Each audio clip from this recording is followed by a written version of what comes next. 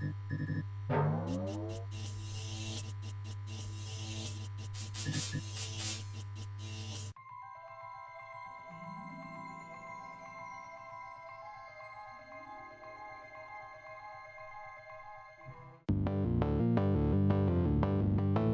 remember to like, subscribe and comment, as we love to hear back from our viewers. Also, if you enjoy our videos, please consider becoming a patron of our show through Patreon and or GoFundMe. Links are listed below the video in the description.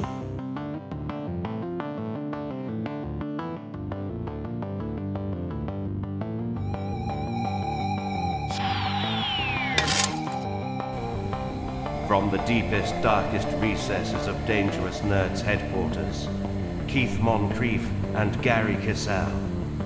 Now let's move on to the news. This week we have some great, wow, this one's really kind of a cool bombshell. I like how I use the word bombshell. Adrienne Barbeau returns to Swamp Thing. What do you think of that stuff? Yeah, she's going to be making an appearance in the Swamp Thing series coming for DC All Access, which is where all DC shows should be going. Almost all. I think you can keep some stuff on regular cable, regular network. To me, Lucifer should have never been taken off. Well, of regular it's DC Vertigo. Yeah. So true. it's even beyond Elseworld. But I do like Lucifer a lot. It was one of my favorite shows on TV. And Krypton, which is phenomenal. I did not like it, but I will change my tune because Season 2. Lobo. Yes. Lobo's coming. Yeah. Lobo is coming. Not just Lobo. Look, Season 2... we got Brainiac. Brainiac is still a problem, but also the Thanagarians are being brought in as another race, which, if you know your DC history, you know that means Hawkman. So... This is all just like... And you bring that up, there was another thing that, I'm not sure, do we have that in the notes?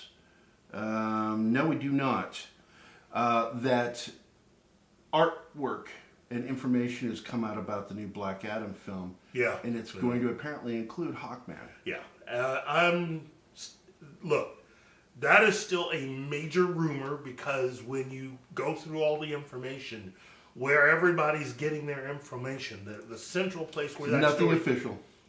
Not only nothing official, it looks like it just came out of the backsides of the people reporting it. Which usually means this, that it did come from the studio, it just didn't come out officially, and it may not be true. Yeah. Because the studios are always doing things to market. It's like Kathleen Kennedy did that stuff with going, and we're going to do a Lando movie. You're totally going to do a Lando movie. They were never planning to do a Lando movie. But they did that to try to save Solo because they saw it was tanking. You see studios doing stuff like this, and because of some of these online publishing sites like comicbook.com and Screen Rant, who are owned by CBS Studios Incorporated, basically... they are basically a mouthpiece for the studios, not just CBS, but other studios. Yeah. And these websites, they have a lot of good stuff. I'm not saying they don't have good stories every once in a while, but the fact is a lot of their stories are marketing. That's all they are. Yeah. They're not really stories. They're just glamorized marketing. Yeah. So that's what we're looking at here. I believe this information did come out of DC or Warner Brothers. And I believe that it's doing this back-in channel just to test the waters. Yeah. We want to see if people react to having Hawkman. And then we'll just put Hawkman in there. It's a way of testing. Yeah. So let's see, going to another DC show that he is a big fan of, and is Arrow. Yes. By now, many of you have heard about what's going to be happening. It was announced... by Warner Brothers and also by the CW network and eventually by a video with its lead star that Arrow will be ending its run with Season 8. And Season 8 will be in a shortened season because it's only going to be 10 episodes long. So basically, they're just going to wrap the whole thing up, and that's fine.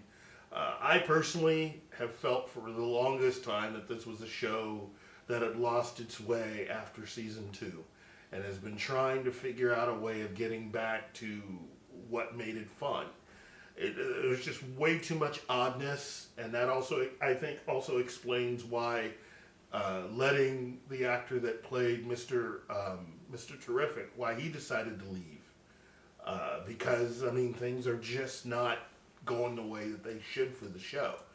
And I will say this, I got 2 words for all you Arrow fans out there, okay, when it comes to, you know, what's going to happen to all of this stuff once the show goes off the air. Chloe Sullivan from Smallville.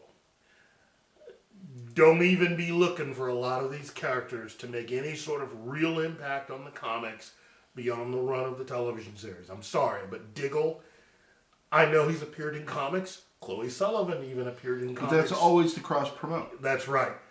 Diggle's done. Because there are so many other characters that probably should have been a part of Arrow that they didn't use because they wanted to basically create something just for the show. Which, you know, my complaint has always been that basically it was Batman with someone else. Yeah, basically. And so... They even stole the villain. Yeah. Ra's al Ghul. To me, it's a good show. I enjoy all the actors.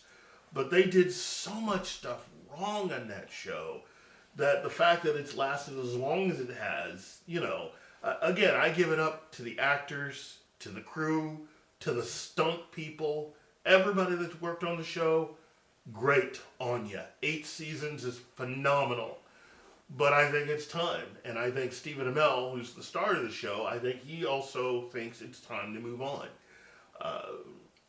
The Flash has been a major hit series since its debut. It had its lulls, you know, when they had adopted the typical CW writing style of fake drama, which is, why didn't you tell me? Could you keep that information? It's sort of like on Arrow, they did that. I remember, it's like, why didn't you tell me you had a child? I just found out I had a child. Yeah. I'm not the first person you told. Every second episode, and Felicity has to have a major blow up about something. Even though it's something that could have easily just been worked out. It's like you guys, instead of good storytelling, the writing staff just got lazy. Lazy writing. So that's what really, in my opinion, has killed this show is the writing staff. I'm coming back now to The Flash because it's like sort of like their early teens when they did that. And I just sort of like dropped off. I'm like, oh, I'm done. I can't watch this show. I get angry. Yeah. And then I came back and I started watching this season, and I found once again that they've fleshed the characters out. They don't do the fake drama as much. You are way nicer than me. I think the writing staff on all of those shows is just out. Well, it's a CW. I can't watch Supergirl. It's just a ridiculous show now. Yeah. It started out really good, and that first season, I was floored. That makes one of us. I was never really impressed with Supergirl, even on CBS. It's just bad planning from people who aren't really fans of the characters, never read DC Comics, in my opinion. You have a lot of... Look, to me, having Toyman's son, that's great, but, you know, there's an even better character that you could have put in that place rather than establishing Toyman's son as an inner circle person to be the tech guru of the show. I mean, you could have picked a certain niece of a certain tech guy who is in Metropolis and is a big Superman fan, you know. So John Henry Irons has a niece that is very, very smart. And this is like, if you guys had done that, it would have been pre-Shuri with Black Panther, because she is that smart. And I just like the actor that they picked to play Superman.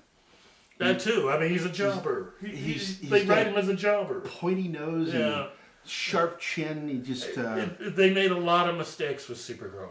And again, the idea to do a Supergirl series is great. I'm all for it. But it's like, if you're going to choose characters to be on the show and pick certain reasons for certain stories, they chose wrong. Jimmy Olsen. You see, they should have known that eventually they were going to do a Superman series. Why would you make Jimmy Olsen someone in his mid-20s? Basically make him about the same age as Clark. Why would you do that? Yeah, it's a kid. And Anyway. he's too cool a black guy. Yeah, it's a great Good luck actor. Great actor. They could have picked another character that would have fit in more with the character of Lucy. So for those of you that aren't very familiar with Superman, look that character up. She was married to a black guy. I wonder what his name was. Helps if you guys figure this stuff out. Google it. You'll love it. It's great story. Google. The next news is sad news, but then good news, which is the new James Gunn's Suicide Squad. Yeah. We have lost Will Smith, which really bugged me because I really liked Will Smith's character in that. Yeah. I have trouble with him with some of his roles, but that one he nailed. He was really good. He was one of the best parts of that whole freaking movie. Yeah. The first Suicide Squad. And then, of course, Joel Kinnaman, who has been a favorite of mine since he started the first season of The Killing on AMC. Yeah. I like him. Don't get me wrong, I didn't like the RoboCop movie, but I thought he was outstanding in the role. He was also great in Altered Carbon. Oh my God, yeah, it's a great show. If you have not seen that on Netflix, check out Altered Carbon. Altered Carbon with Joel Kinnaman. He is fantastic. The entire show. It's in my opinion, the single best Blade Runner inspired That's exactly film or it. show. I didn't think about that. It was so good. I'm a Blade Runner. Well, I'm BladeZone.com. So anyway, it's the good news of this is that Idris Elba is stepping in to take over for Will Smith. Yeah. Which I think is genuinely the minute that it's like when they said we've lost Will Smith, I was like, oh, and then someone said Idris Elba, and I went like a baby. It's just like, I got my chocolate. Oh, good. Hey, little side note here. This might even affect Idris Elba's chances with a lot of you out there about that whole James Bond thing. He wouldn't be taking this if he got the role. Sorry, but and there's these rumors coming down that one of the people that's definitely got their eye is Cillian Murphy. Yeah.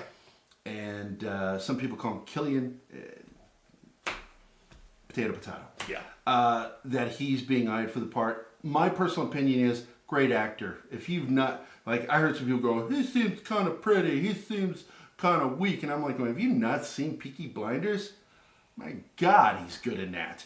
Check that one out too. Well, Peaky Blinders, one of my favorite shows. I know he can play a heavy. I know he can play dark, but can he be Bond? You got to be the right person to play Bond. Period. And he's the right age. He's younger than Idris Elba. And the thing is, you do have to be the right age for this role because they want you to play that part for at least 10 years. At least 10 years. Idris Elba can't do that at his current age. No, it's just not going to happen. It's just not going to happen. So, even though I'd love to see it, he's just, they'll never pick him. They're going to pick somebody who's in his early 30s. They're going to go for anywhere from 30 to 35 because they have that picture of at least 10 years, possibly 15 years. Like Craig went really a long time. He went longer year-wise than I think even Roger did, didn't he? Roger, what year did he take over? 1970, 71? Yeah, with Live and Let Die. That was the first one with him, right? Yeah, I think so, yeah. Because Connery left, and then the Aussie stepped in and did in the Majesty's Secret Service. And then Connery came back. And then Connery came back. And then Diamonds Are Forever. Yeah. And then he was out permanently, and Roger Moore stepped in because Lazenby, that was his name, Lazenby had ticked off Broccoli and everybody when he wore the beard to the premiere, and he was out after that. Wow. They told him, do not show up with the beard, and he showed up with the beard, and they're like, you're out. We're done. Wow. But if you've ever seen the documentary about him, and he's in it, and how he got the Bond job, the lying. Yeah. It's a great story. It's a con job that got him that job. But he screwed it up, and he knows he screwed it up. And it's a great documentary about Lazarus.